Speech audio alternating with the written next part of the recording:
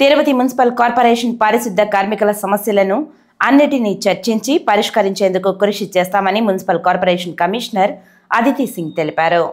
Tirupati municipal corporation workers union నాయకులతో నిర్వహించిన ప్రత్యేక సమావేశంలో కమిషనర్ మాట్లాడుతూ కార్మికులు తెలుపుతున్న సమస్యలన్నీ సహేతుకంగా ఉన్నాయని, ఆయా సమస్యల పరిష్కారానికి త్వరలోనే కృషి చేస్తామని తెలిపారు.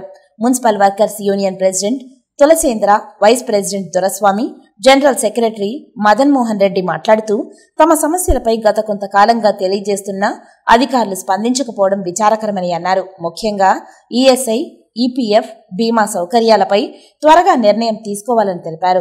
ఆప్కాస్లో చేరకముందు పనిచేసిన 90 మంది కార్మికులకు చెల్లించిన బకాయిలు వెంటనే చెల్లించాలని, తిరుపతి బస్టాండ్ కూడలి వద్ద ఏర్పాటు చేసిన పారిశుద్ధ కార్మికుల స్తూపాలను తొలగించాలని, వెంటనే వాటిని ఏర్పాటు చేయాలని, గత సంవత్సరం సెప్టెంబర్ నుండి జీతాలు లేకుండా పనిచేస్తున్న కొంతమంది డ్రైవర్లను ఆప్కాస్లో చేర్చి జీతాలు చెల్లించాలని, వాహనాలకు ఎఫ్సీ చేయించాలని, కొన్ని వార్డుల్లో మాస్టర్ పాయింట్లు లేవని, కొన్ని మాస్టర్ పాయింట్లలో టాయిలెట్లు లేవని, వెంటనే ఆ సమస్యలను పరిష్కరించాలని, ముఖ్యంగా కార్మికుల ఇళ్ల స్థలాల సమస్యలు పెండింగ్లో ఉన్నదని, దాన్ని వెంటనే పరిష్కరించేందుకు కృషి చేయాలని కోరారు.